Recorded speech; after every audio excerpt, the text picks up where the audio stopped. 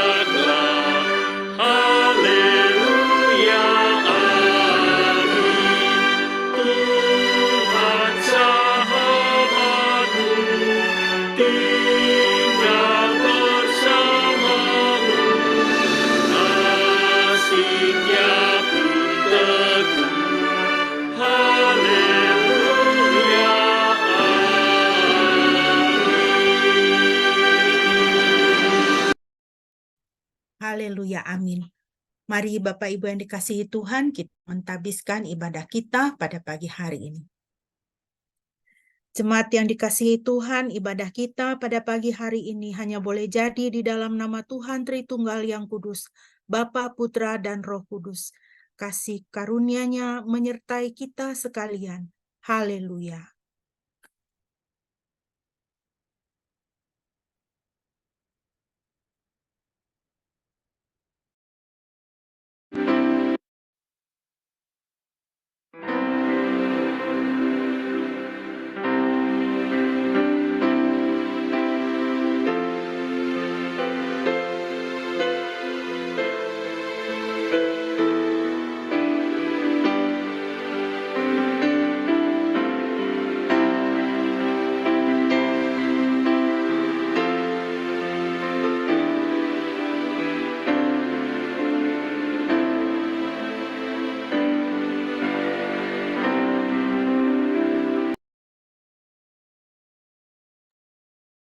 Firman Tuhan yang melandasi ibadah kita pada pagi hari ini terambil dari Injil Yohanes pasal yang ketiga ayat 6 dan ayatnya yang ke-7. Injil Yohanes pasal yang ketiga ayat 6 dan ayatnya yang ke-7.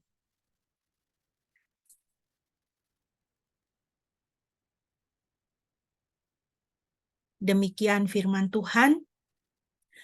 Apa yang telah dilahirkan dari daging adalah daging, dan apa yang telah dilahirkan dari roh adalah roh. Jangan heran kalau aku berkata kepadamu, engkau harus dilahirkan kembali. Puji nama Tuhan. Bapak Ibu yang dikasihi Tuhan, firman Tuhan mengatakan kepada kita satu perbedaan yang sangat mendasar, yaitu dua macam kelahiran. Kelahiran dari daging dan kelahiran dari roh. Kelahiran dari roh atau yang kita kenal sebagai kelahiran kembali. Tuhan Yesus katakan kelahiran dari atas. Kita harus dilahirkan kembali dari atas. Dilahirkan kembali dari Roh Kudus. Kita lahir pertama secara daging dari orang tua kita. Tetapi setiap orang Kristen harus mengalami kelahiran yang kedua, yaitu dilahirkan kembali oleh Roh Kudus, di mana hidup kita diperbaharui, dipimpin oleh Roh Kudus senantiasa. Ini adalah kelahiran yang sangat penting untuk kita, karena Tuhan Yesus juga mengatakan bahwa barang siapa tidak dilahirkan kembali oleh Roh Kudus, dia tidak dapat masuk ke dalam kerajaan surga. Mari kita memuji Tuhan untuk Roh Kudus-Nya yang Dia karuniakan kepada kita, menjadi pembela, pendamping yang diam di dalam kita, yang mengerjakan kekudusan hari demi hari, sehingga kita semakin diserupakan dengan Kristus dan semakin layak untuk disebut sebagai orang-orang yang mewarisi surga. Mari kita memuji Tuhan. Kita bermazmur dari Mazmur 84. Mazmur 84, saya mohon kesediaan Saudari Eli bisa memimpin kita di dalam pembacaan Mazmur 84.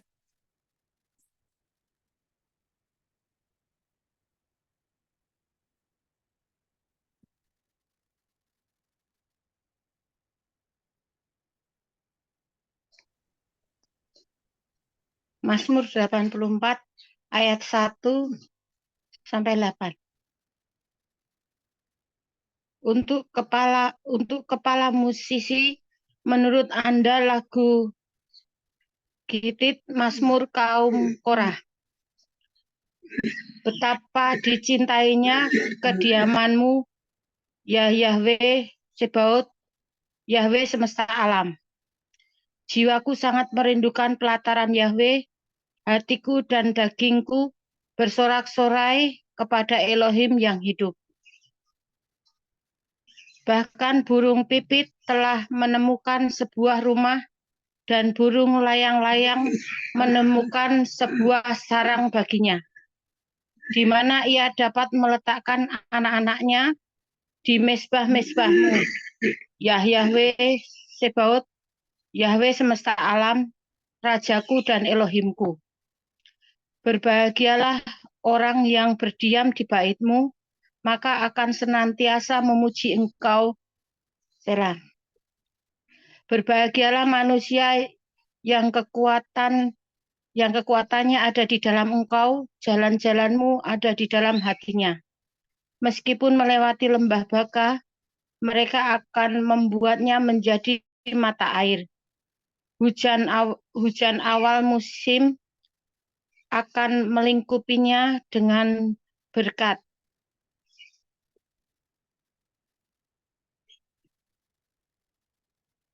Mereka akan berjalan dengan kekuatan yang semakin bertambah, hendak menghadap Elohim di Sion. Ya Yahweh Elohim alam semesta, dengarkanlah doaku, arahkanlah telingamu, ya Elohim Yakub. Ya. Lihatlah ya Elohim perisai kami, dan pandanglah wajah yang engkau urapi.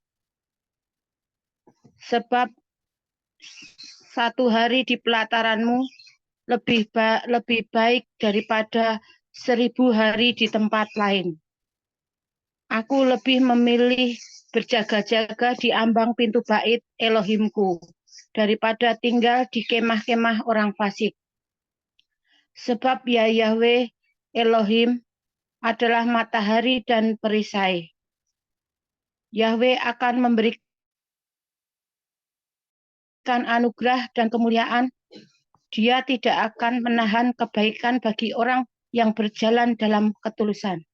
Berbahagialah manusia yang percaya kepadamu, ya Yahweh Sebaot, Yahweh semesta alam. Amin. Amin, puji nama Tuhan. Berbahagialah manusia yang percaya kepadamu, ya Yahweh Sebaot, Yahweh semesta alam. Dan berbahagialah setiap kita yang hidup berpegang kepada firman Tuhan, selalu rindu untuk dekat dengan firman Tuhan. Kita akan merenungkan firman Tuhan. Mari kita bersama-sama menaikkan pujian dari NKB 116 sebagai lagu persiapan kita, siapa yang berpegang pada firman Tuhan.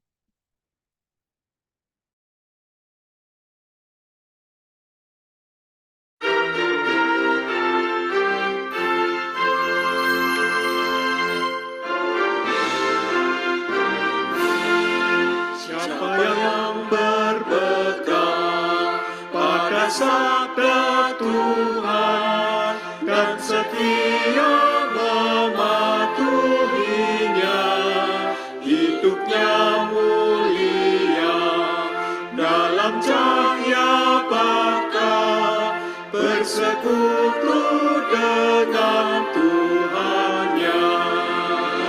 Percayalah dan pegang sabdanya, hidupmu dalam Yesus sungguh bahagia. Kasih-Nya yang kekal takkan kita kenal sebelum padanya berserah.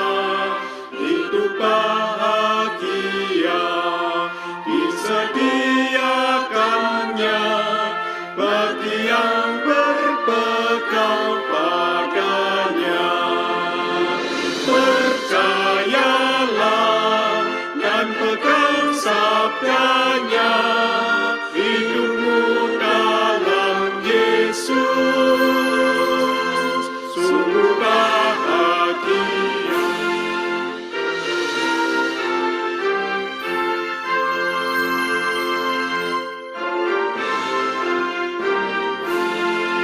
Oh, betapa senang hidup dalam terang, beserta Tuhan di jalannya. Jika mau mendengar serta patuh benar dan tetap berpegang padanya. Percayalah dan pegang sabdanya, hidupmu dalam Yesus sungguh bahagia.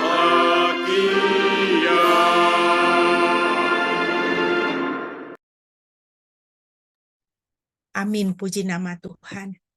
Bapak Ibu, mari kita akan membuka Alkitab kita, membuka firman Tuhan dari Injil Yohanes pasal 3 ayat 1 sampai dengan ayat 10 dan kemudian nanti pasal 4 ayat 1 sampai dengan ayat 18. Yohanes pasal 3 ayat 1 sampai dengan 10.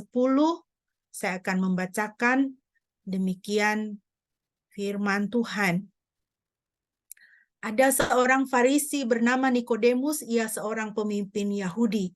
Ia datang kepada Yesus pada malam hari dan berkata kepadanya, Rabi, kami tahu bahwa engkau adalah Elohim, karena tidak seorang pun sanggup melakukan tanda-tanda mujizat yang engkau lakukan itu, kecuali Elohim ada bersamanya. Yesus berkata kepadanya, Sesungguh-sungguhnya, aku berkata kepadamu, jika seseorang tidak dilahirkan kembali, ia tidak dapat melihat kerajaan Elohim. Nikodemus bertanya, bagaimana mungkin orang dilahirkan setelah menjadi tua? Dapatkah ia masuk kembali ke dalam rahim ibunya untuk dilahirkan kedua kalinya? Yesus menjawab, sesungguh-sungguhnya aku berkata kepadamu, jika seseorang tidak dilahirkan dari air dan roh, ia tidak dapat masuk ke dalam kerajaan Elohim. Apa yang telah dilahirkan dari daging adalah daging, dan apa yang telah dilahirkan dari roh adalah roh. Ayat 7. Jangan heran kalau aku berkata kepadamu, engkau harus dilahirkan kembali. Angin berhembus ke tempat yang ia kehendaki dan engkau mendengar suaranya, tetapi engkau tidak tahu dari mana ia datang dan kemana ia pergi. Begitu juga halnya dengan setiap orang yang dilahirkan dari roh.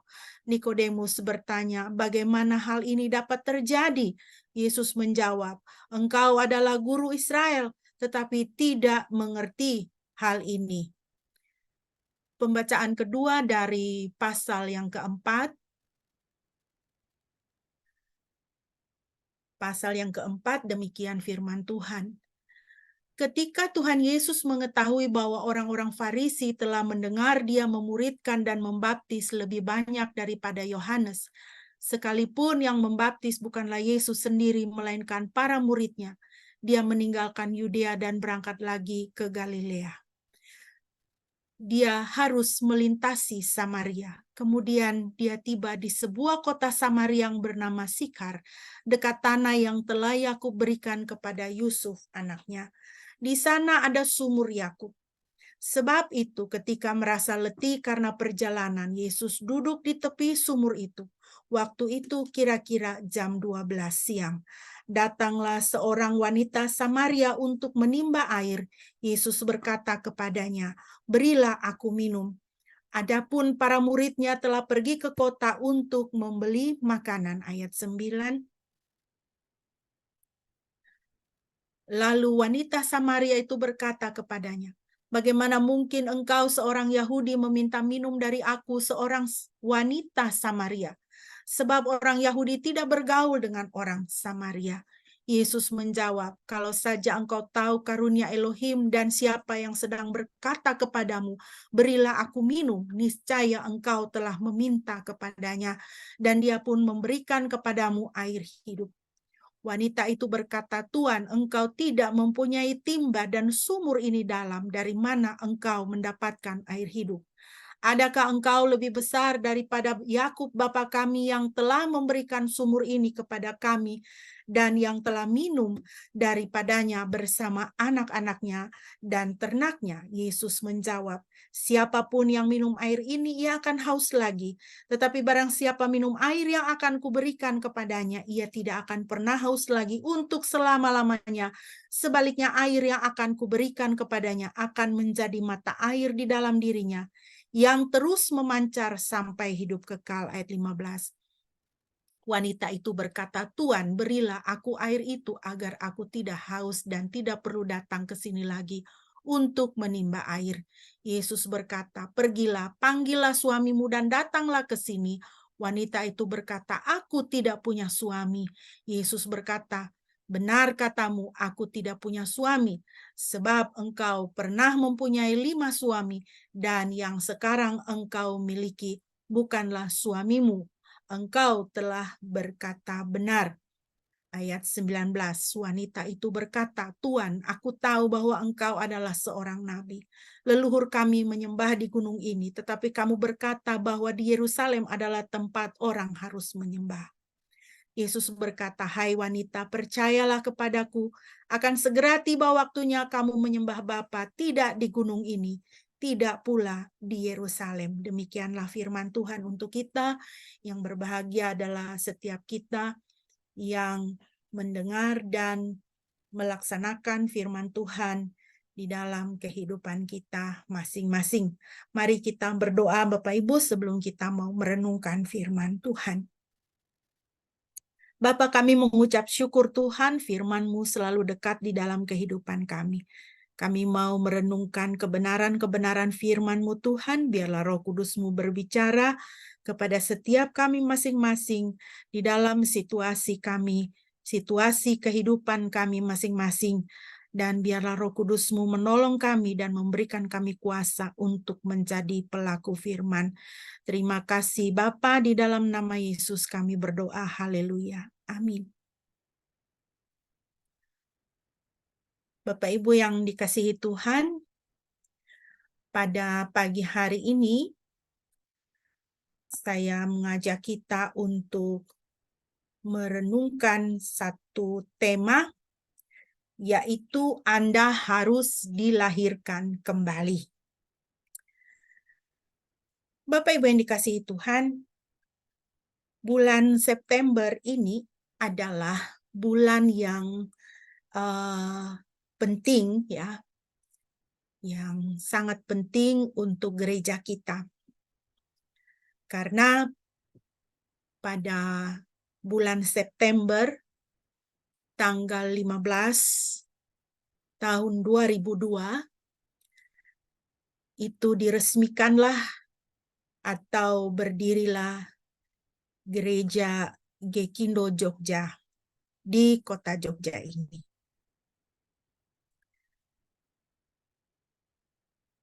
Adalah melalui perjalanan yang panjang sebelum akhirnya kita menjadi satu gereja.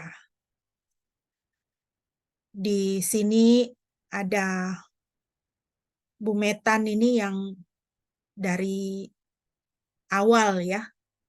Dari awal itu bersama-sama ketika kita masih menjadi pos PI, masih menjadi persekutuan, ya. Kemudian di sini ada CD pertama, ya, yaitu Saudari Eli. Saudari Eli di CD di Gekindo pada Desember 2002. Saya ada fotonya, masih saya simpan semuanya. Bapak Ibu yang dikasihi Tuhan, kita mengucap syukur kepada Tuhan. Berarti sudah 21 tahun, ya. Tuhan mempercayakan kepada Gekindo Jogja untuk menjadi terang Tuhan di kota Jogja ini. Bahkan sampai ke daerah-daerah sekitar. Bahkan sampai ke luar Jawa. Memang kita bukan gereja yang besar. Seiring dengan pertambahan tahun, kita tidak semakin bertambah besar di dalam jumlah.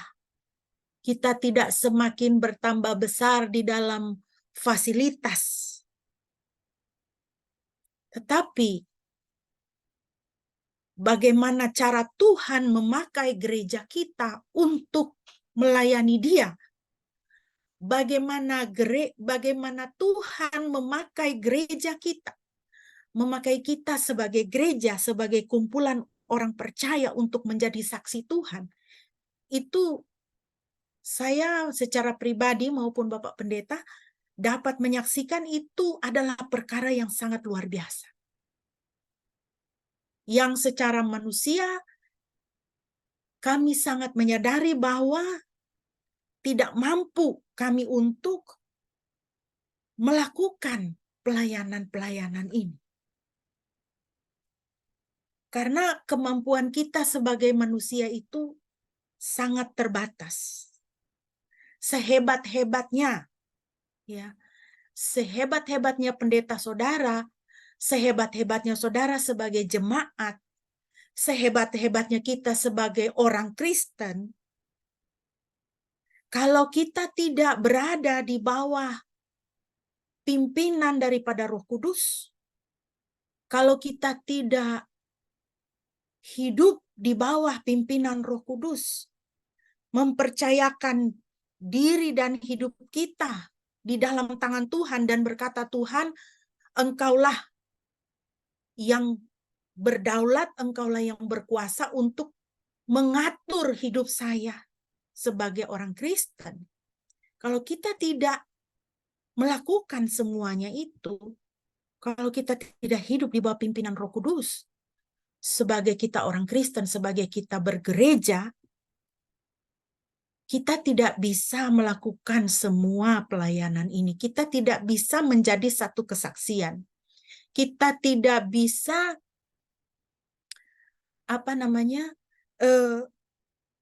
mencerminkan Kristus itu di dalam kehidupan kita kepada orang lain. Jadi, Bapak Ibu yang dikasihi Tuhan, sangat penting bagi gereja, sangat penting bagi kita setiap orang Kristen itu hidup dekat dengan Roh Kudus. Bahkan di dalam pembacaan kita, dalam Yohanes 3 dan Yohanes 4 yang sudah kita baca tadi, Tuhan Yesus menekankan bahwa awal mula kehidupan seseorang itu bisa kita katakanlah sebagai orang Kristen ya, itu awal mulanya itu harus apa? Dilahirkan kembali oleh Roh Kudus. Harus dilahirkan kembali oleh Roh Kudus. Nah, Bapak Ibu yang dikasihi Tuhan, mari kita melihat berdasarkan tema ini ya, bahwa ternyata kelahiran kembali oleh Roh Kudus itu adalah hal yang sangat mendasar dalam kehidupan kita sebagai gereja, dalam kita bergereja. Orang gereja atau jemaat itu harus dilahirkan kembali. Orang Kristen itu harus adalah orang-orang yang dilahirkan kembali. Sedih sekali kalau kita melihat ada gereja-gereja yang tidak mengajarkan atau ada orang-orang Kristen yang tidak mengerti hal kelahiran kembali. Hal lahir baru. Saya pernah mendapatkan hal ini ketika ada beberapa tahun yang lalu, seorang pernah bertanya kepada saya ketika saya menjelaskan hal kelahiran baru, dia tidak mengerti apa itu kelahiran baru. Ya. Nah, Bapak Ibu yang dikasihi Tuhan, mari kita lihat pertama-tama adalah istilah gereja. Gereja itu dari bahasa Portugis itu igreja, ya. Dalam bahasa Yunani itu eklesia, dipakai kata eklesia. Eklesia itu dari dua kata ek dan kaleo. Ek itu artinya keluar, kaleo itu artinya memanggil. Eklesia artinya dipanggil keluar dari gelap kepada terang. Seperti berdasarkan 1 Petrus 2 ayat 9-10. Namun kamulah bangsa yang terpilih, imamat yang rajani, bangsa yang kudus, umat dalam kepemilikan, supaya kamu memberitakan kebajikan Dia yang telah memanggil kamu dari kegelapan ke dalam terangnya yang menakjubkan. Yang dahulu bukan umat, tetapi sekarang umat Elohim, yang tidak pernah dirahmati, tetapi sekarang telah dirahmati. Jadi siapakah gereja itu? Siapakah jemaat Kristus itu? Siapakah orang Kristen itu? Adalah orang-orang yang telah dipanggil keluar dari kegelapan, masuk ke dalam terang Tuhan. Yang dulu bukan umat Tuhan, sekarang adalah umat Tuhan. Yang dulu tidak hidup di dalam rahmat, tidak hidup di dalam kasih karunia Tuhan, tetapi sekarang telah dirahmati. Sekarang adalah orang-orang yang hidup di bawah kasih karunia Tuhan, di bawah anugerah Tuhan. Orang-orang yang dulu kelahirannya itu cuma kelahiran daging, kelahiran dari orang tua, tapi sekarang juga kelahiran dilahirkan kembali, dilahirkan oleh Roh Kudus. Ya, Tuhan Yesus katakan dilahirkan dari atas. Itulah gereja. Nah, dalam pembacaan kita bertemu dengan dua orang, dua tokoh. Yang pertama adalah Nikodemus. Yohanes 3 ayat 1. Dan ada seorang dari antara orang-orang Farisi, namanya Nikodemus, seorang pemimpin orang-orang Yahudi. Dari Yohanes pasal 3 kita mendapatkan keterangan mengenai Nikodemus. Ini siapa? Dia adalah orang yang terpelajar, seorang sarjana, seorang cendekiawan, ahli agama, teolog ya, berarti ya. Status sosialnya berarti dia adalah orang yang terpandang, seorang pemimpin orang Yahudi. Tradisi mengatakan bahwa dia adalah salah seorang yang kaya di Yerusalem. Ya. Jadi dia adalah cendekiawan, orang terpandang, tapi juga dia orang kaya di Yerusalem. Dan kita tahu bahwa dia adalah orang Yahudi. Nah, Bapak Ibu yang dikasihi Tuhan, kita lihat selanjutnya, Nikodemus ini, kita bisa katakan dia hidup di dalam dosa. Kenapa? Karena apa? Dia terpisah dari Tuhan. Dia tidak mengerti perkara rohani. Ya. Orang kalau tidak mengerti perkara rohani, artinya apa? Dia itu hidup di dalam dosa. Walaupun dia adalah seorang teolog, tapi kalau dia tidak mengerti perkara rohani, dia masih hidup di dalam dosa. Yohanes 3 ayat 4. Nikodemus berkata kepadanya, bagaimana mungkin orang dilahirkan setelah menjadi orang tua? Dapatkah dia masuk kedua kalinya ke dalam rahim ibunya dan dilahirkan? Ya, kalau kita lihat pertanyaan Nikodemus ini kan aneh sekali begitu ya. Maksudnya tentu tidak mungkin. Ya, bagaimana dia seorang sarjana bisa bertanya kepada Tuhan Yesus hal yang seperti itu? Ya. Bagaimana dapatkah ia masuk kedua kalinya ke dalam rahim ibunya dan dilahirkan? Ya. Berarti di sini menunjukkan apa? Dia tidak mengerti perkara rohani. Ya. Ini pertanyaan yang sebenarnya mestinya dia sudah tahu jawabannya, iya kan? Ya tentu tidak mungkin seorang itu dia masuk kembali ke rahim ibunya dan dilahirkan kembali. Pasti ketika Tuhan bilang kamu harus dilahirkan kembali, pasti Yesus ini sedang berbicara tentang hal yang lain. Tetapi Nikodemus, walaupun dia adalah seorang teolog, dia tidak mengerti perkara rohani. Dia tidak mengerti Tuhan Yesus ini mau ngomong apa. Ya. Yohanes 3 ayat 7. Tuhan Yesus berkata kepadanya, janganlah heran karena aku berkata kepadamu, seharusnya engkau dilahirkan dari atas. Jadi Tuhan Yesus menjelaskan kepada dia, saya tidak berbicara tentang kamu mesti masuk lagi ke rahim ibumu, kan itu sesuatu yang mustahil. Tapi aku berbicara, engkau dilahirkan dari atas, seharusnya engkau dilahirkan dari atas. Ayat 9, Nikodemus menjawab dan berkata kepadanya, bagaimana hal-hal ini dapat terjadi? Perhatikan ayat yang ke-10, Tuhan Yesus menjawab sambil menegur dia. Yesus menjawab dan berkata kepadanya, engkau adalah pengajar Israel dan engkau tidak mengerti hal-hal ini? Ya, engkau adalah pengajar Israel, tetapi engkau tidak mengerti perkara rohani. Artinya apa? Walaupun dia adalah seorang teolog, dia tidak mengerti perkara rohani, dia itu hidup terpisah dari Tuhan.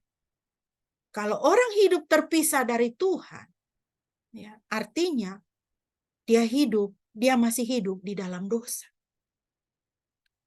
Akibatnya, terpisah dari diri sendiri. Kita manusia ini diciptakan oleh Tuhan sesuai gambar dan rupanya Tuhan. Kalau kita terpisah dari Tuhan, kita terpisah dari diri sendiri. Dan akibatnya roh manusia kita itu kering. Roh manusia itu kering. Roh manusia kita itu butuh bergaul dengan roh Tuhan. Karena ketika Tuhan menciptakan kita, Tuhan membentuk manusia itu dari debu tanah. Bagaimana debu tanah ini bisa hidup ketika Tuhan menghembuskan dari dalam dirinya nafas kehidupan. Maka manusia itu menjadi makhluk hidup, became a living being. Ya. Tapi kalau kita terpisah dari Tuhan, kita tidak mengerti perkara rohani, kita tidak suka baca Alkitab, kita tidak suka berdoa, ya.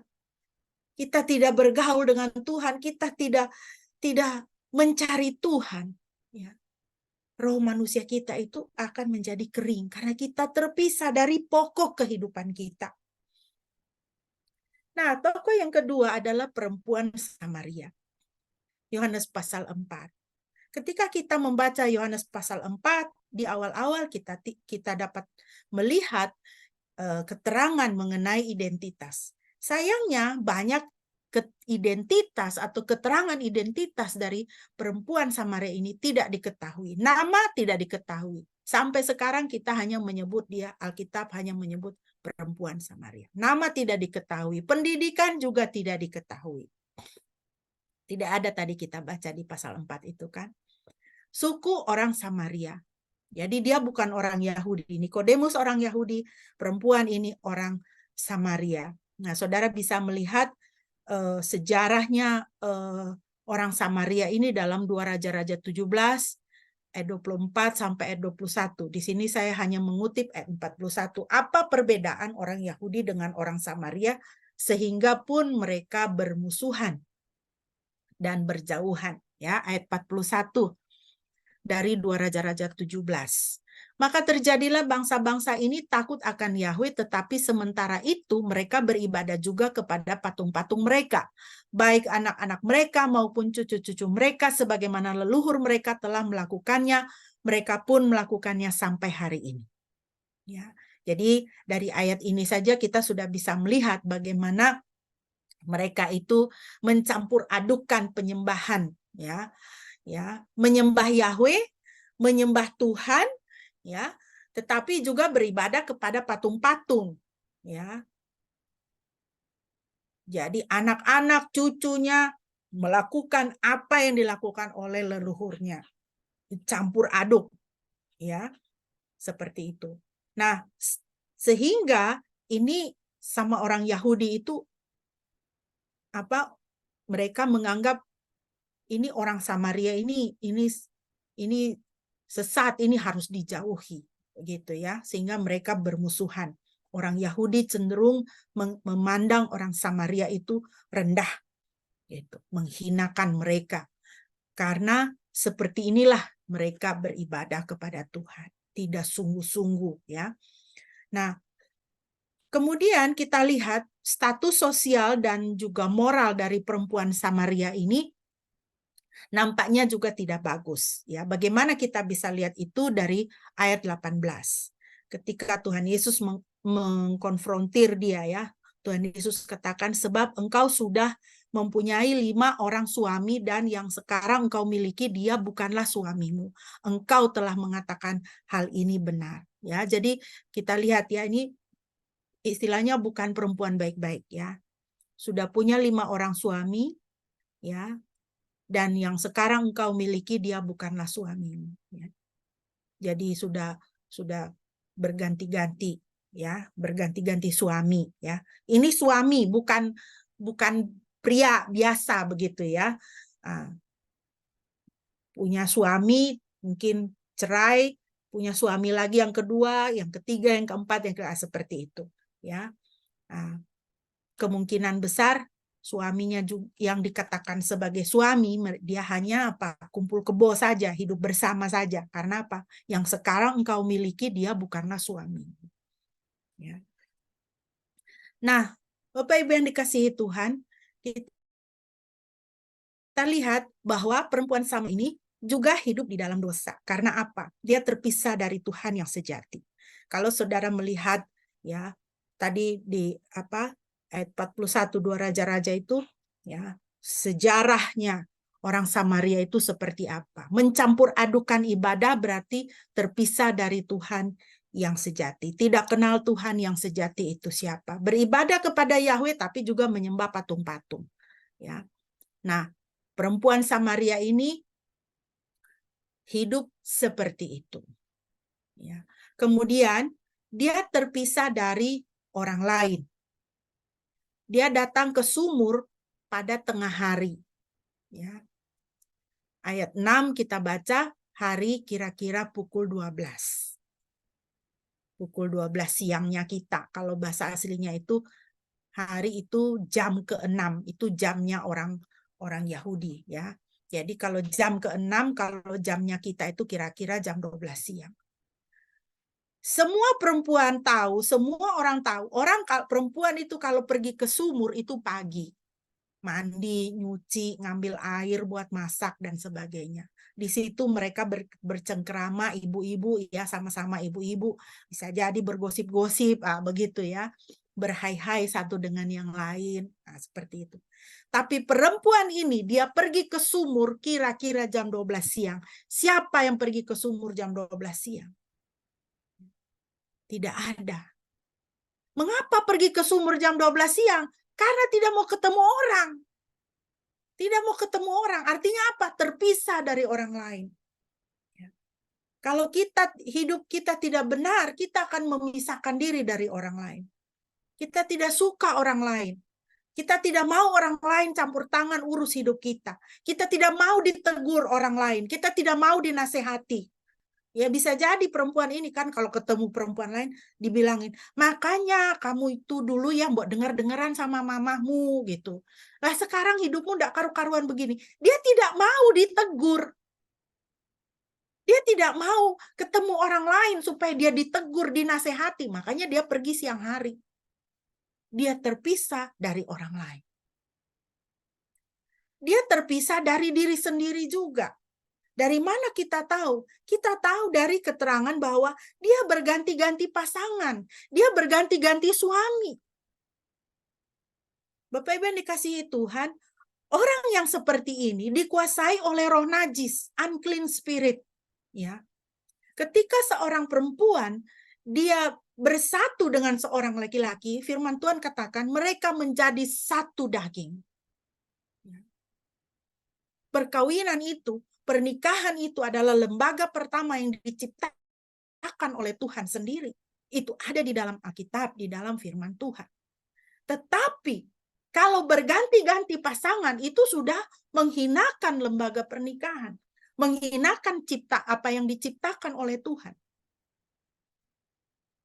Akibatnya ya, hubungan seksual di luar nikah ya, atau hubungan yang tidak kudus, ya, itu menjadi tempat di mana roh najis itu masuk dan menguasai. Ya.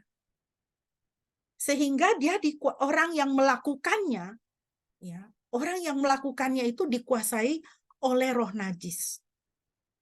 Dan ada keterikatan di situ. Dia tidak bisa setia kepada satu orang. Dia harus berganti-ganti pasangan. Ini ketemu Yesus, ini sudah yang kelima laki-laki dalam hidupnya.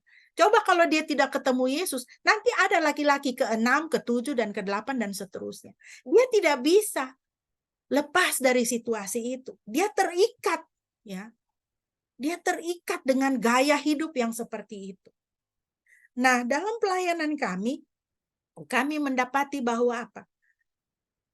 Orang-orang yang seperti ini sebenarnya mengalami krisis kasih sayang. Dia mengalami krisis kasih sayang. Karena satu orang laki-laki saja, ya, satu pasangan saja itu tidak cukup untuk memberikan dia kasih sayang yang dia butuhkan dalam kehidupannya. Sehingga dia mencari kasih di tempat yang salah.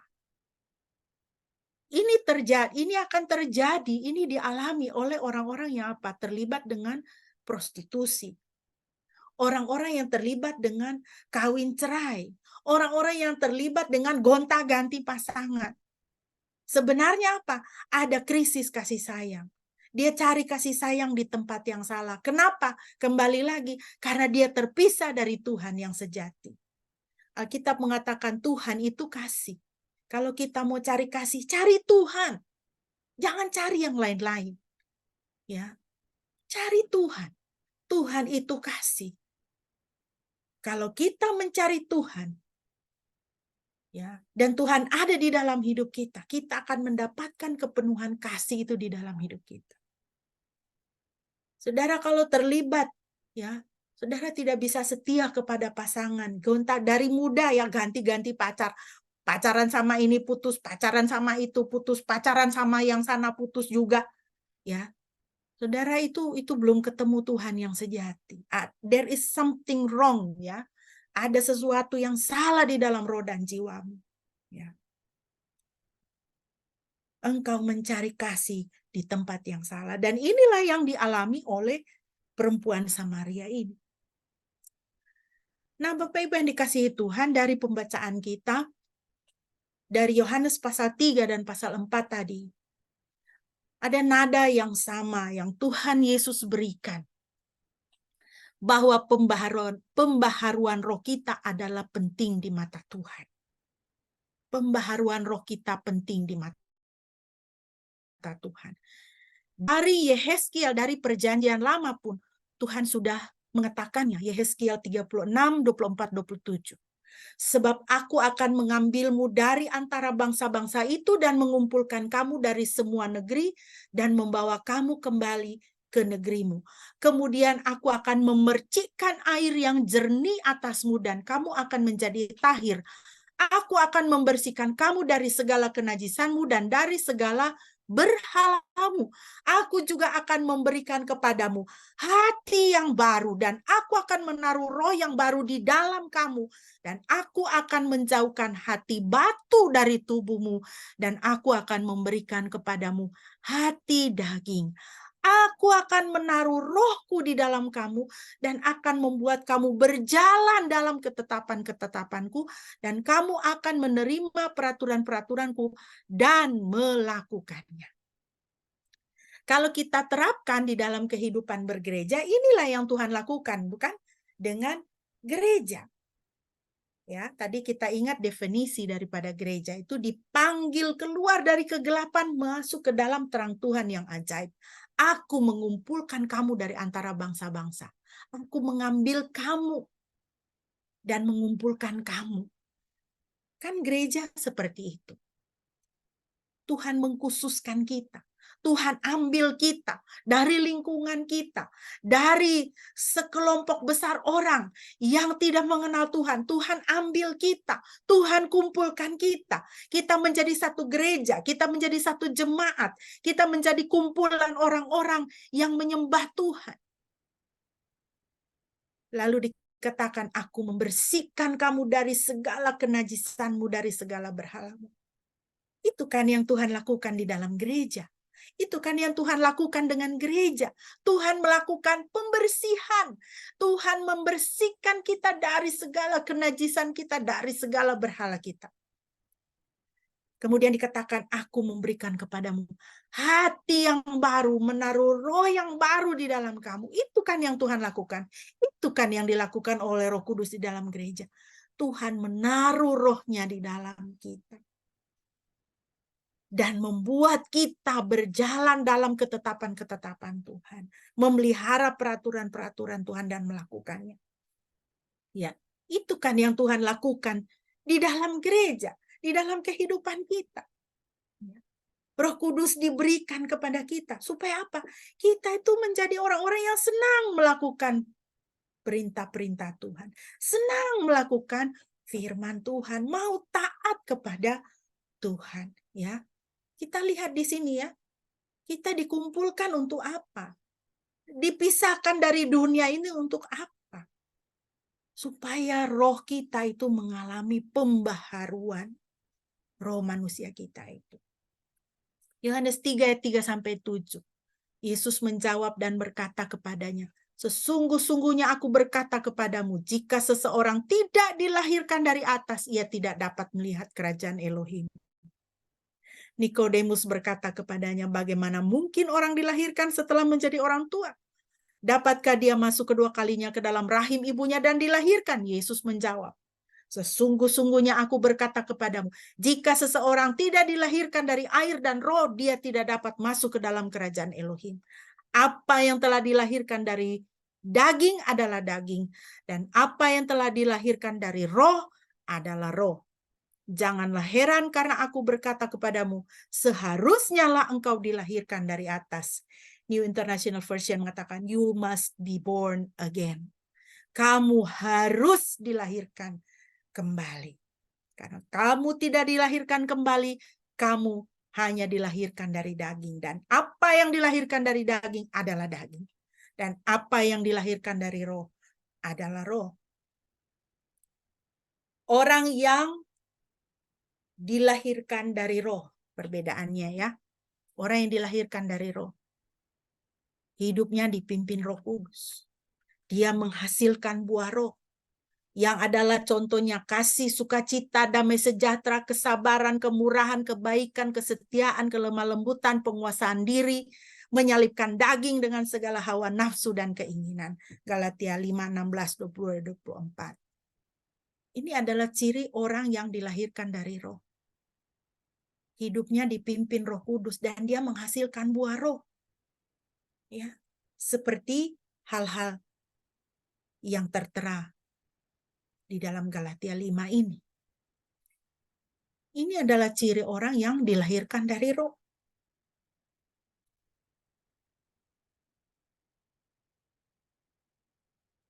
Orang yang tidak dilahirkan dari roh, hidup di dalam daging, terikat kuasa dosa, menghasilkan perbuatan kedagingan atau perbuatan dosa.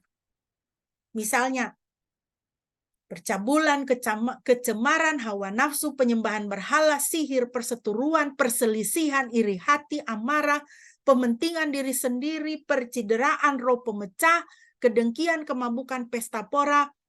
Orang yang melakukan semua ini tidak mendapat bagian dalam kerajaan sorga. Galatia 5, 19, 21. Bapak Ibu yang dikasihi Tuhan, kita ini masuk yang mana? Kita masuk yang mana? Apakah kita, saya kembali ke atas dulu ya.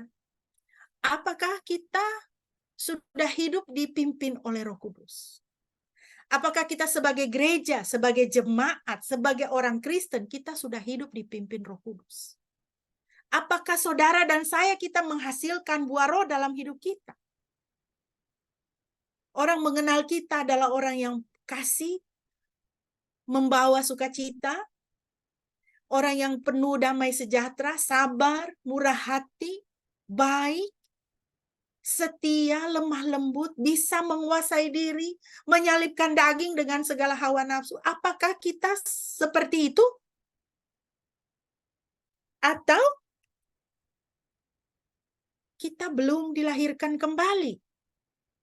Kita tidak dilahirkan dari roh, kita menjadi orang Kristen, kita bergereja, kita berjemaat, tapi kita masih hidup di dalam daging. Kita masih menghasilkan perbuatan dosa. Masih tidak bisa menyingkirkan keinginan daging. Keinginan daging itu masih sangat menguasai kita.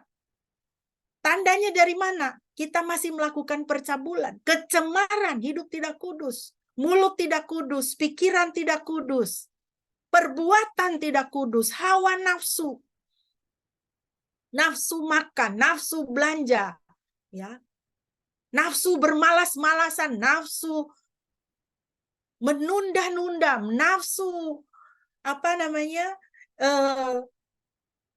nafsu main game terus, ya, nafsu kerja terus, ya. Nafsu kerja terus. Sibuk sekali bekerja sampai tidak punya waktu untuk baca Alkitab. Sibuk sekali bekerja sampai tidak punya waktu untuk berdoa. Sibuk sekali bekerja sampai tidak untuk duduk bersekutu, beribadah saja tidak ada waktu. Tidak bisa. Ya. Apakah kita masih melakukan penyembahan berhala? Sihir, ya, baca-baca horoskop, baca-baca kartu tarot, ramal sana, ramal tangan, ramal segala macam, ya. Masih pelihara perseteruan, permusuhan dengan orang, belum tahu berdamai. Hello, kita nih mau bermusuhan, ini sudah lebih 10 tahun, ini tidak tahu berdamai. Kita ini masih diikat kuasa dosa ini, belum dilahirkan dari roh. Kalau kita dilahirkan dari roh, orang yang dilahirkan kembali, dia tidak tahan musuhan. Pengen cepat-cepat berdamai. Tidak pelihara dendam, pelihara perselisihan, iri hati, amarah, pementingan diri sendiri, percideraan, ya. jadi orang yang memecah belah. Kepada si A ngomong begini, kepada si B ngomong begini. Ya. Dengki, kemabukan, ya, pesta pora. Ya, pesta pora ini bukan cuma apa namanya pesta-pesta begitu ya. Pesta terus ya. Tapi apa? Pesta pora itu juga apa? Menghambur-hamburkan uang, menghambur-hamburkan waktu untuk sesuatu yang tidak berguna. Untuk sesuatu yang tidak punya nilai kekal, itu pesta pora. Bahkan di dalam pesta pora itu segala macam kenajisan dan ketidakkudusan terjadi di situ. Apakah kita masih seperti ini? Kalau kita masih ada hal-hal seperti ini, saudara, berarti kita ini belum dilahirkan kembali oleh Roh Kudus. Orang kalau sudah dilahirkan oleh Roh Kudus itu, ya, walaupun itu kedagingan itu menggoda, tapi dia akan bilang, dalam nama Yesus saya tidak akan menyerahkan diri saya untuk melakukan hal itu. Saya benci semuanya itu. Kalau sempat jatuh, itu langsung cepat-cepat bertobat. Dia tidak tahan tinggal lama-lama di dalam dosa. Saudara, kita masih tinggal di dalam dunia, kita masih bisa jatuh ke dalam dosa. Tetapi orang yang dilahirkan kembali oleh Roh, orang yang mengalami pembaruan Roh Kudus, dia itu bisa tidak berbuat dosa. Walaupun teman-teman semuanya, dia punya teman semua itu berbuat dosa. Dia bisa tidak berbuat dosa. Tapi kalau orang tidak dilahirkan kembali oleh Roh Kudus, dia tidak bisa tidak berbuat dosa. Ya, Bapak Ibu. Apakah kita ada hal-hal seperti ini? Ngeri sekali Bapak Ibu kalau gereja dipenuhi oleh orang-orang yang belum atau tidak dilahirkan kembali. Wah, gereja itu hanya menjadi tempat perkumpulan ya orang-orang dengan perbuatan kedagingan. Ngeri, saudara. Bagaimana kita bisa bersaksi di tengah-tengah dunia ini? Tanpa kelahiran kembali oleh Roh Kudus, kekristenan adalah agama yang mati. Karena warga gereja masih hidup terikat dosa. Dan tidak ada kehidupan rohani, melainkan hanya aturan-aturan dan kewajiban religius, ritual, dan ibadah yang mati. Kita beribadah itu hanya sekedar ini, melakukan ibadah, tapi tidak menyentuh kepada jiwa dan roh kita. Kita tidak beribadah, kita rasa susah, hanya karena kita tidak beribadah. Gereja dulu, gereja hari Minggu, gereja dulu. Tapi kalau orang yang dilahirkan oleh Roh, dia semangat untuk bergereja itu bukan hanya karena dia untuk ke gereja beribadah, tapi apa? Karena dia mau bertemu Tuhan, dia cari Tuhan. Dia cari Tuhan, dia mau menikmati hadirat Tuhan, dia mau dengar Roh Kudus berbicara kepadanya melalui firman Tuhan. Tanpa kelahiran kembali oleh Roh Kudus, tidak ada sukacita. Hidup kekristenan kita itu tidak sukacita. Kerinduan, tidak ada sukacita, tidak ada kerinduan dan ketulusan dalam beribadah. Ya. Atau menghadap dan berjumpa dengan Tuhan. Ya pokoknya sudah ke gereja, ya sudah. Kita tunggu duduk sampai pendeta ucap doa berkat, supaya apa? Kita mau terima berkat. Ya kan? Kalau dengar khotbah lama, aduh, kapan selesainya ini? Aduh, saya sudah mau jalan-jalan, mau piknik, ini mau pergi apa acara manten lagi nih. Aduh, ini jam berapa ini? Ibu pendeta kalau khotbah ini lama sekali, aduh. Ya, saudara, itu kalau tidak dipimpin oleh Roh Kudus, kalau tidak lahir dari Roh Kudus itu begitu. Dan saudara, Tuhan menentang hal-hal ini. Tuhan menentang ya kehidupan rohani yang tidak ada sukacita, tidak tulus menghadap hadirat Tuhan. Tuhan menentang agama yang mati, agama Taurat itu, ya. Cuma hukum itu ya. Soal pakaian diatur, soal duduk diatur, itu agama hukum itu. Ya. Nah, Tuhan menentang hal-hal ini, saudara. Yesaya 1 ayat 12-15. Apabila kamu datang untuk menghadap hadiratku, siapakah yang menuntut itu daripadamu bahwa kamu menginjak-injak pelataran bait suciku? Jangan lagi membawa persembahanmu yang tidak sungguh, sebab baunya adalah kejijikan bagiku. Kalau kamu merayakan bulan baru dan Sabat atau mengadakan pertemuan-pertemuan, aku tidak tahan melihatnya, karena perayaanmu itu penuh kejahatan. Perayaan-perayaan bulan barumu dan pertemuan-pertemuanmu yang tetap, aku benci melihatnya. Semuanya itu menjadi beban bagiku. Aku telah payah menanggungnya. Apabila kamu menadahkan tanganmu untuk berdoa, aku akan memalingkan mukaku. Bahkan sekalipun kamu berkali-kali berdoa, aku tidak akan mendengarkannya. Sebab tanganmu penuh dengan darah. Saudara, ngeri saudara, kalau Tuhan ngomong seperti ini, persoalan atau masalah atau perihal gereja kita. Iya kan? Kita bergereja, kita musiknya hebat, liturginya hebat, begitu ya. Variasi ibadah, begini, begono, gitu ya. Paduan suaranya luar biasa, tim worship leader, tim musiknya luar biasa. Pokoknya tiap kali kita ke gereja itu, kita beribadah itu, rasanya menyembah Tuhan luar biasa. Kalau kita seperti itu, lalu Tuhan bilang begini, aku benci melihat semua perayaan kamu. Bahkan Tuhan bilang, aku telah payah menanggungnya. Tuhan tuh sampai bilang begitu loh. Aku telah payah menanggungnya. Capek sekali hatiku, istilahnya kan begitu.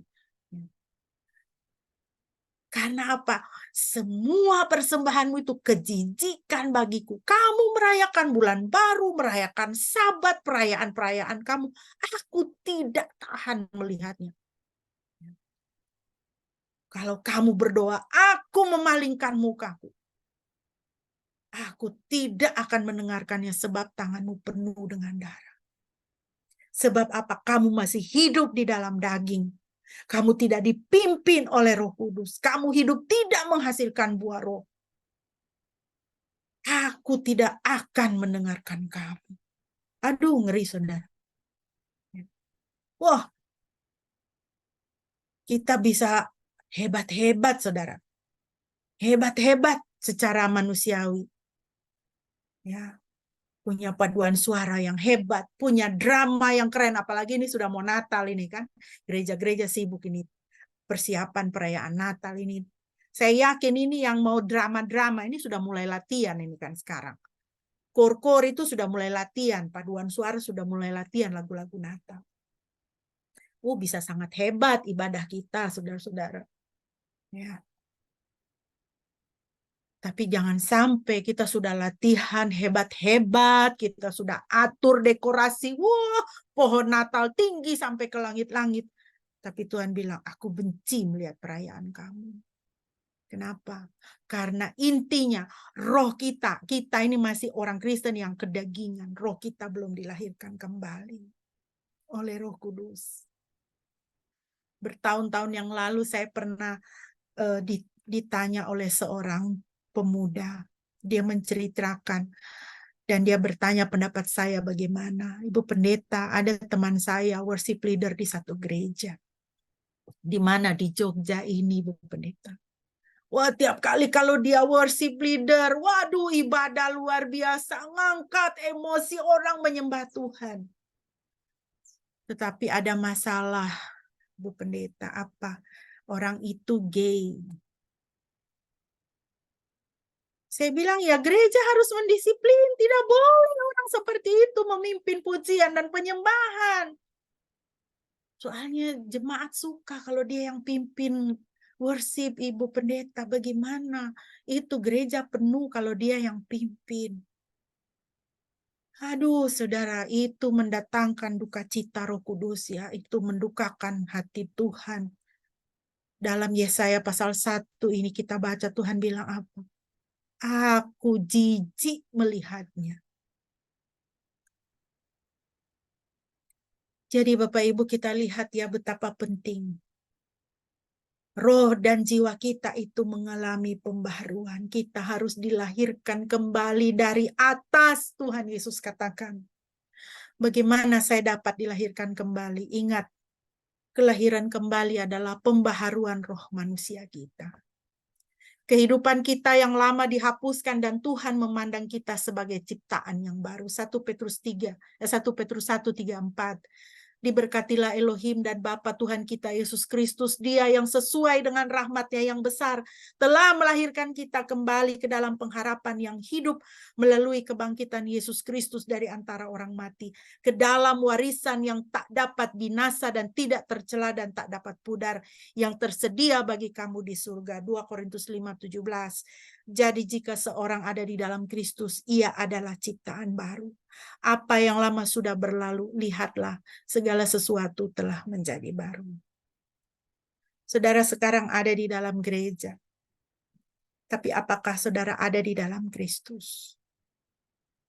Banyak orang Kristen ada di dalam gereja. Dan gereja-gereja semakin penuh dengan banyak orang. Tetapi pertanyaannya tetap, apakah orang yang di dalam gereja itu ada di dalam Kristus? Kalau orang ada di dalam Kristus, pasti dia ada di dalam gereja. Tapi orang yang di dalam gereja belum tentu dia ada di dalam Kristus, kalau dia tidak undang Tuhan dalam hidupnya. Jadi Bapak Ibu yang dikasihi Tuhan, bagaimana saudara dan saya bisa dilahirkan kembali? Marilah kita berdoa demikian. Mari mengucapkan, Tuhan Yesus Kristus, saya menghadap hadirat-Mu saat ini. Ampunilah saya Tuhan, karena selama ini saya hidup dalam dosa dan tidak mencari Engkau. Tuhan Yesus, saya berterima kasih atas pengorbanan-Mu di kayu salib untuk menebus saya. Sekarang saya menyerahkan diri saya kepadamu. Saya ingin hidup di dalam Engkau, dan Tuhan memerintah dalam hidup saya. Jadikanlah saya ciptaan-Mu yang baru dan perbaharuilah roh saya. Saya menyerahkan diri saya di bawah pimpinan Roh Kudus senantiasa dalam seluruh hidup saya. Terimalah saya ya Tuhan, dalam nama Yesus. Amin. Kiranya saudara diberkati.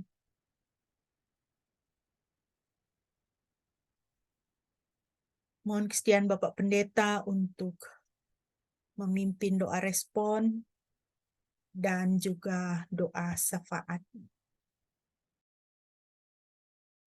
Baik, apakah ada dari jemaat yang ingin didoakan? Kalau dari saya minta didoakan untuk supaya skripsi saya bisa jalan lancar. Itu yang pertama. Dan yang kedua, doakan teman saya, Dion, supaya Tuhan tetap menyertai dia di dalam kehidupannya. Itu saja, dan terima kasih. Ada yang lain? Baik, kalau tidak ada, mari kita menaikkan doa-doa syafaat kita. Tuhan, terima kasih atas firman-Mu. Kami kembali diingatkan betapa pentingnya setiap kami harus dilahirkan kembali. Dilahirkan tidak hanya dari air, tidak hanya ketika kami mengaku dosa-dosa kami, tetapi yang utama juga untuk kami menerima Tuhan Yesus sebagai Tuhan dan Juru Selamat kami. Karena itulah yang menjadi jalan kami bisa dibaptis dengan Roh Kudus. Dilahirkan kembali menjadi anak-anak Tuhan, menjadi anak-anak Elohim yang dilahirkan dari Roh. Terima kasih ya Bapa. Kami mohon kiranya Tuhan memeteraikan firman ini, sehingga kami mengerti bahwa kehidupan kekristenan itu yang paling utama bukan secara fisik, bukan secara jasmania, tetapi secara rohania. Karena Engkau sendiri sudah bersabda ya Tuhan, Rohlah yang memberi hidup, daging sama sekali tidak berguna. Biarlah kami semakin hari semakin menjadi manusia rohani di dalam Kristus. Kami saat ini mau menaikkan doa-doa syafaat kami.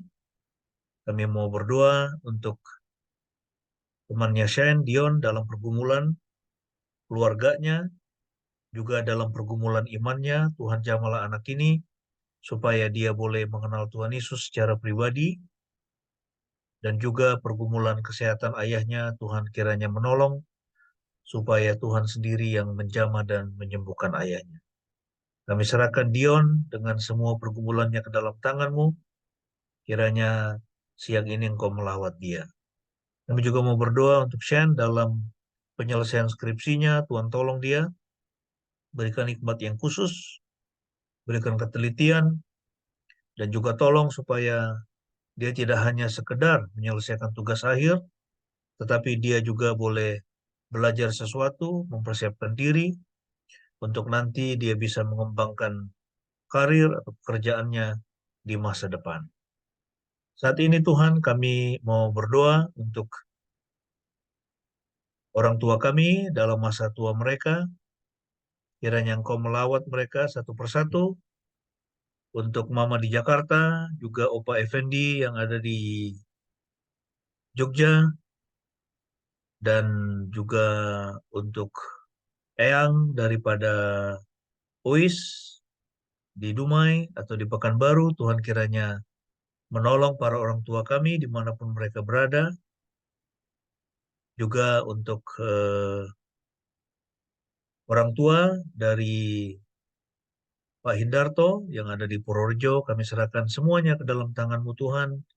Kiranya dalam masa tua mereka boleh mengalami Tuhan di dalam hidupnya. Kami juga mau menyerahkan semua anak-anak kami dalam studi mereka. Kami serahkan Tuhan agar mereka dapat belajar dengan baik, mereka dapat bertumbuh dengan baik, dan juga agar Tuhan sendiri yang menjaga langkah-langkah kehidupan mereka.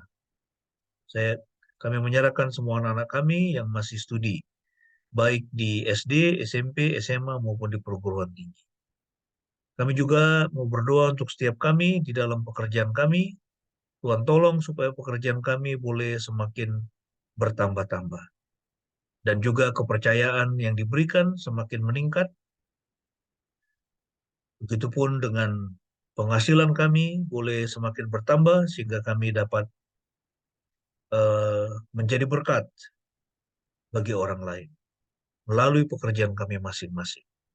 Saat ini Tuhan, kami mau berdoa bagi pemerintah kami. Tuhan berkati agar diberikan hikmat dan kebijaksanaan di dalam mengelola negara ini, agar Indonesia menjadi negara yang maju, dan juga untuk lapangan pekerjaan Tuhan, di mana hari-hari ini kami melihat tidak mudah untuk mendapatkan pekerjaan. Masih banyak orang menganggur. Kami mohon Tuhan, kiranya Tuhan berhikmat, agar pemerintah kami dapat mengembangkan perekonomian sedemikian rupa, sehingga masyarakat Indonesia boleh mendapatkan pekerjaan.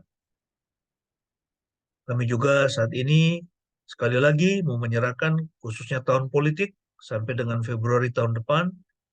Kami lihat situasi semakin memanas, situasi politik. Kami terus berdoa supaya Tuhan menjaga keamanan dan juga kesejahteraan di tengah-tengah bangsa kami. Jauhkan bangsa kami Tuhan dari aksi-aksi terorisme, tindakan-tindakan kekerasan yang berusaha untuk mengacaukan dan membuat terjadinya instabilitas di negara kami. Berkatilah para polisi maupun tentara di dalam menjaga keamanan bangsa ini Tuhan, sehingga dari Sabang sampai Merauke di seluruh Indonesia situasinya tetap kondusif, tetap aman dan damai. Kami serahkan semua pokok-pokok doa kami ini di dalam nama Tuhan Yesus yang sudah mengajarkan kami doa yang demikian. Mari kita naikkan bersama-sama. Bapa kami yang di surga, dikuduskanlah nama-Mu, datanglah kerajaan-Mu, jadilah kehendak-Mu di bumi seperti di surga.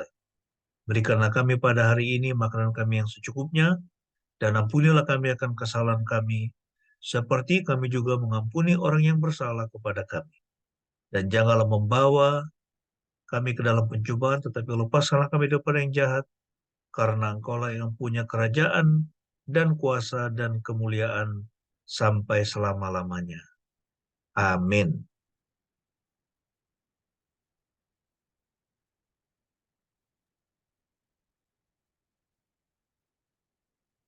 Kembali mohon kesediaan Bapak Pendeta boleh memimpin kita dalam pengakuan iman.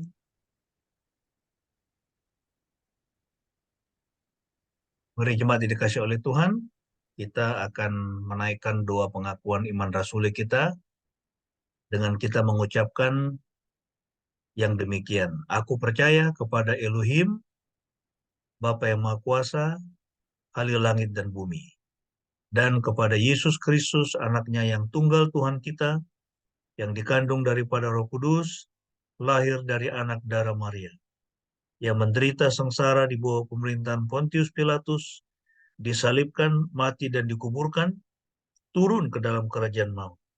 Pada hari yang ketiga, bangkit pula dari antara orang mati, naik ke surga, duduk di sebelah kanan Bapa Elohim, dan dia akan datang dari sana untuk menghakimi orang yang hidup dan yang mati. Aku percaya kepada Roh Kudus, gereja yang kudus dan am, persekutuan orang kudus, pengampunan dosa, kebangkitan orang mati, dan hidup yang kekal. Amin.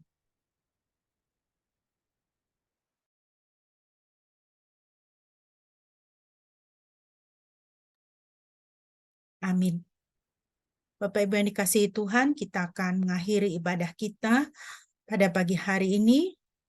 Kita menaikkan pujian penutup Jadi Sepertimu. Biarlah ini menjadi doa kita dalam hidup kita.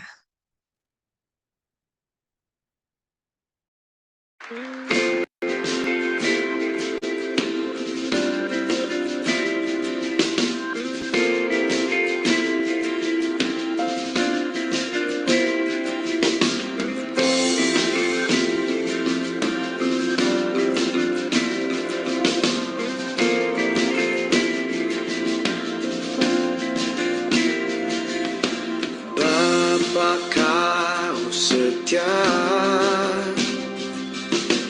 takkan meninggalkan, dan ku percaya Engkau milikku dan ku milikmu. Kerinduanku tinggikan namamu, karena ku tahu Engkau dalamku dan ku dalammu. Ubah hati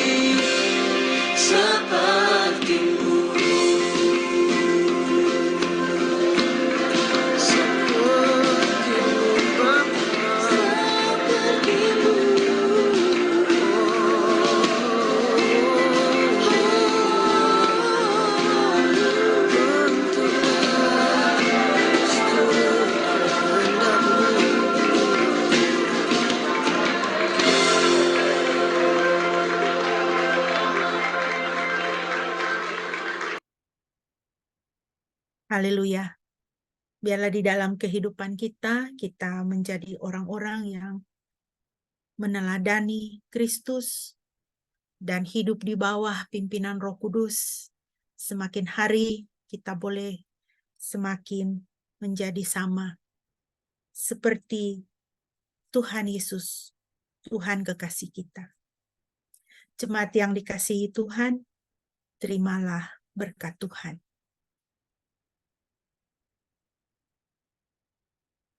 Kiranya pemeliharaan Tuhan Bapa, penyertaan Tuhan Yesus Kristus, bimbingan, tuntunan dari Roh Kudus, menyertai kita sekalian di dalam seluruh kehidupan kita. Kasih karunia Tuhan menyertai saudara hari ini dan selama-lamanya.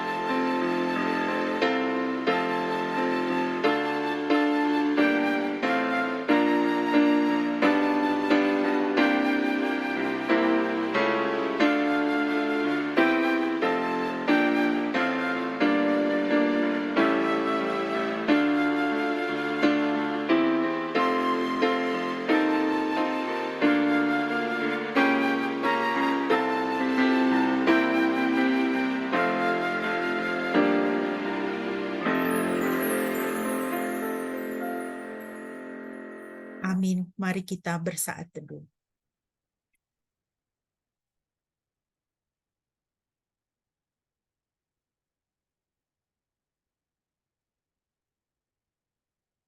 Amin.